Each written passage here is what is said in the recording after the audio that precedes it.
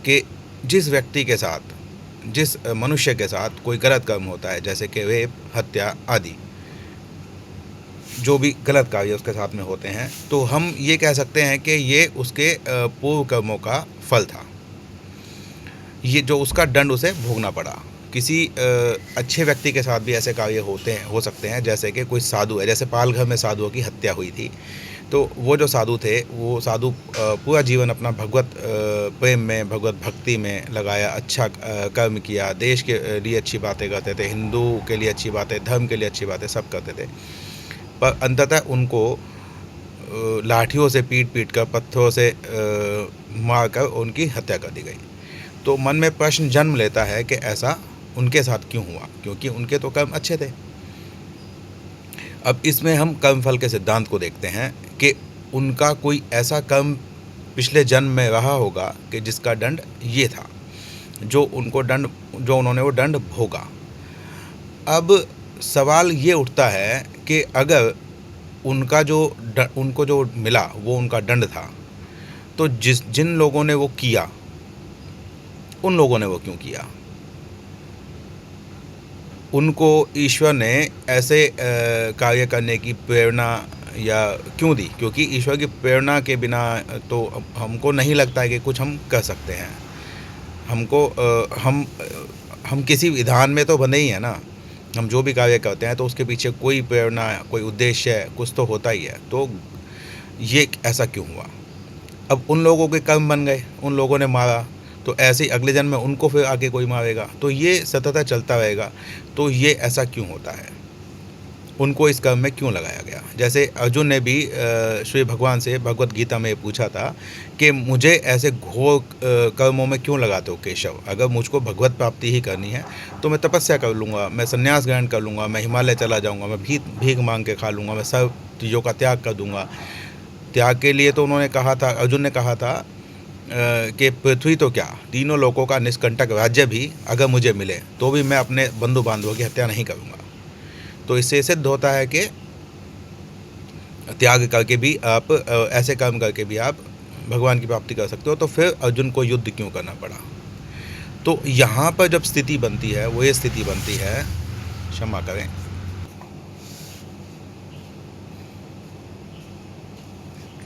तो ये स्थिति क्यों बनती है?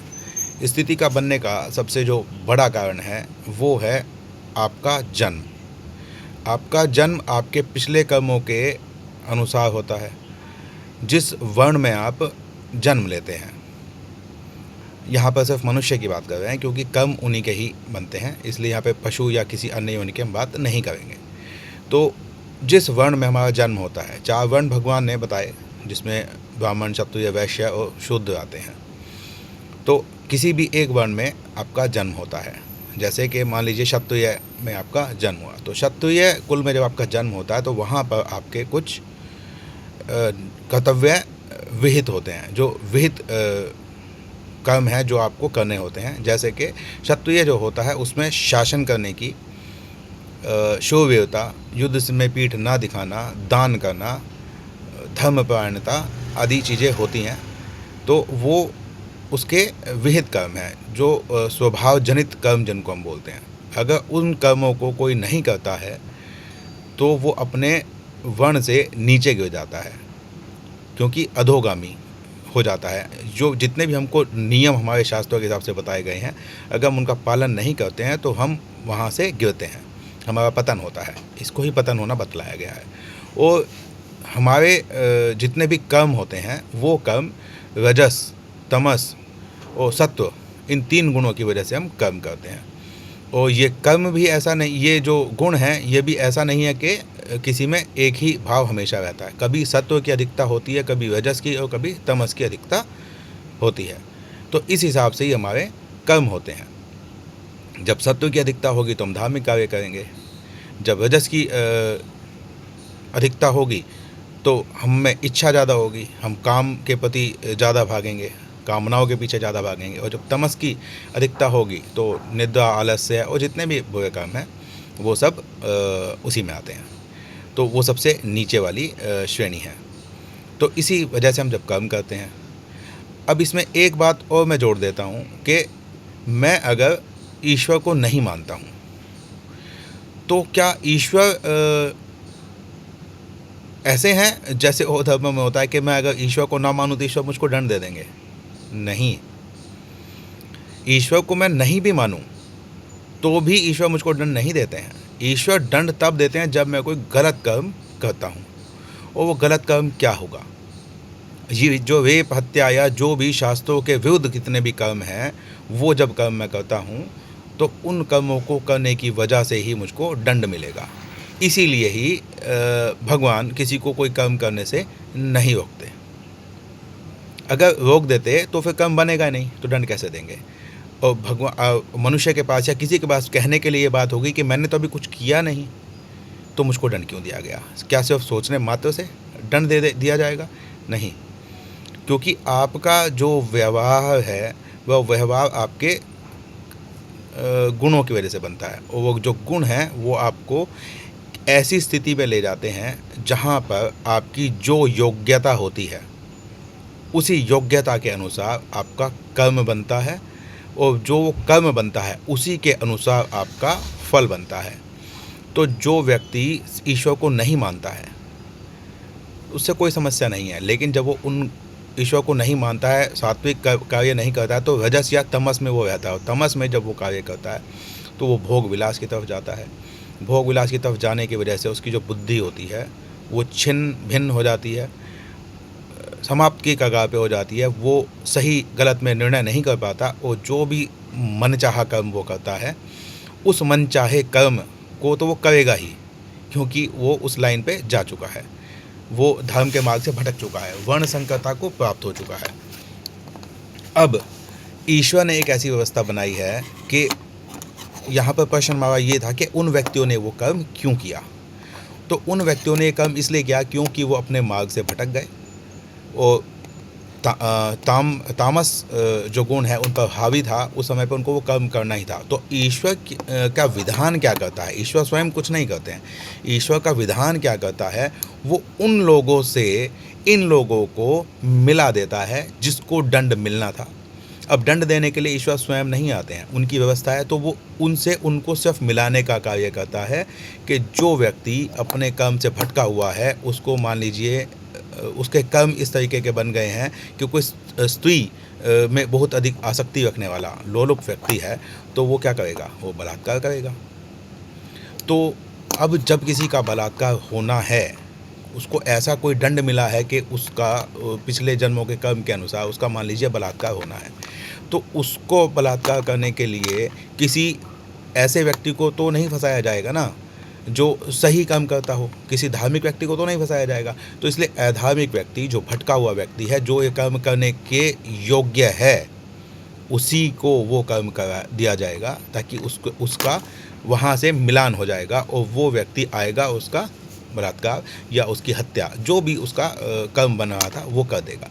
तो इससे ये विधान जो है स्वतः ही दंड मिलने वाले को और दंड देने वाले को ढूंढ लेता है, जबकि दोनों ही ईश्वर की कठपुतली हैं, ईश्वर के विधान में फंसे हुए हैं, माया में फंसे हुए हैं, और ये जो 3 गुण हैं इसके अधीन होकर वो कार्य कर रहे हैं। तो यहाँ पर इसमें एक बात और मैं जोड़ता हूँ कि आज तक कभी किसी पुराण में या किसी भी धार्मिक से आपने ये नहीं सुना होगा कि नरक में जो सज़ा देने वाले होते हैं वहाँ पर कोई देवता होता है। देवता नहीं होता है, वहाँ पर राक्षस ही होते हैं।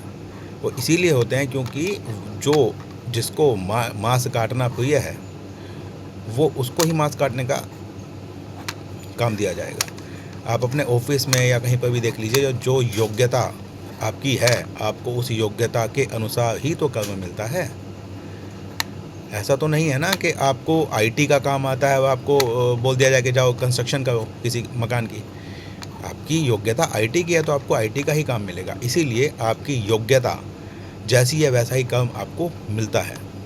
यहाँ पर आपके कर्म को करने से स्वतंत्र हो, आपको ये नहीं है कि आपको कर्म करना ही है। अगर आपका भाव बदल जाए, आप तामस में होकर किसी व्यक्ति को मारने के लिए घर से निकले और बीच में कोई व्यक्ति आपको ऐसा मिला या कुछ ऐसा हुआ जिससे आपका विचार उसको मारने को बदल गया, आप पे सत्व जो गुण है वो हावी हुआ, आपने उसको क्षमा कर दिया, तो आप उस काम से बच सकते हो। अंत तक वो डिसीजन आपके पास है। लेकिन अगर आप सत्व तक नहीं जाते हो और तमस में अधीन होकर वो कर्म कर देते हो, तो क्योंकि वो कर्म करने के लिए ही आप योग्य थे, तो जो कर्म करने के आप योग्य थे आपको वही कर्म मिला। इसलिए ईश्वर के विधान में दंड देने वाले का भी की भी व्यवस्था है, दंड पाने वाले की भी व्यवस्था है, और इसी तरीके से ये सर्किल चलता रहता है। यहाँ पर मैंने जो कर्म किया था उसका मैंने दंड प्राप्त किया, और जिसने मुझे दंड दिया वो उस कर्म करने के योग्य था, इसलिए उसको वो कर्म मिल गया। क्योंकि दो परिस्थितियाँ होती हैं, एक परिस्थिति मेरे कर्म के अनुसार बनती है और एक परिस्थिति होती है जो दैविक। कभी ऐसी सिचुएशन में हम लोग फंस जाते हैं जहाँ पर हमने कुछ ऐसी गलती नहीं की होती है, लेकिन वो सिचुएशन में फंस गए, वो होती है दैविक। और एक होती है जो परिस्थितियाँ मेरे कर्म के अनुसार बनती है। तो अधिकतर से अधिकतर जो केसेस होते हैं वहाँ पर जो मेरे कर्म होते हैं उसके अनुसार ही मैं परिस्थिति में फंसता हूँ। और अगर इसको एक एग्जांपल से ऐसे भी देख सकते हैं कि मान लीजिए मेरी मृत्यु बेंगलोर में होनी है और मैं गुरुग्राम में रहता हूँ, तो मेरी मृत्यु का समय मुझको बेंगलोर खींच के लेके जाएगा। ये विहित है। मेरे साथ क्या होना है ये लिखा हुआ है, क्योंकि मैं यहाँ पर भोगने के लिए आया हूँ। और जो व्यक्ति मेरे साथ में एक काम करेगा वो अपने कर्मों से, अपने व्यवहार से, अपनी संगत से ऐसी परिस्थिति बना लेगा कि उसको वो कर्म करना विहित हो जाएगा, निहित हो जाएगा, निर्देशित हो जाएगा, उसको वो कर्म करना ही पड़ेगा, क्योंकि वो ऐसी पृष्ठभूमि बना रहा है। आशा करता हूँ कि ये बात जो मैं समझाना चाह रहा था आपको समझ में आई होगी। अगर फिर भी कुछ संदेह रह जाए तो आप को ऐसे श्रीमद् भगवद गीता के अध्याय 3 और अध्याय 18 को थोड़ा सा पढ़ना चाहिए। वहाँ पर आपको स्वभाव से जनित जो कर्म हैं वो पता लग जाएंगे कि क्या स्वभाव से जनित कर्म होते हैं और किन कर्मों को करने से मैं सही राह पर सही कार्य करता हूँ और किन कर्मों को मतलब क्या मेरे लिए त्याज्य है और क्या मेरे लिए करणीय है। ये हर मनुष्य के लिए वहाँ पर बताया गया है। कोई प्रश्न अगर है इससे रिलेटेड जो मैंने बताया, कहीं पर हो सकता है कि मुझसे गलती हुई हो, तो आप कृपया बताएं, और जहाँ पर भी आपको गलती लगे आप पॉइंट आउट करें। मैं प्रयास करूँगा कि उस गलती को सुधारूँ। श्री सीताराम।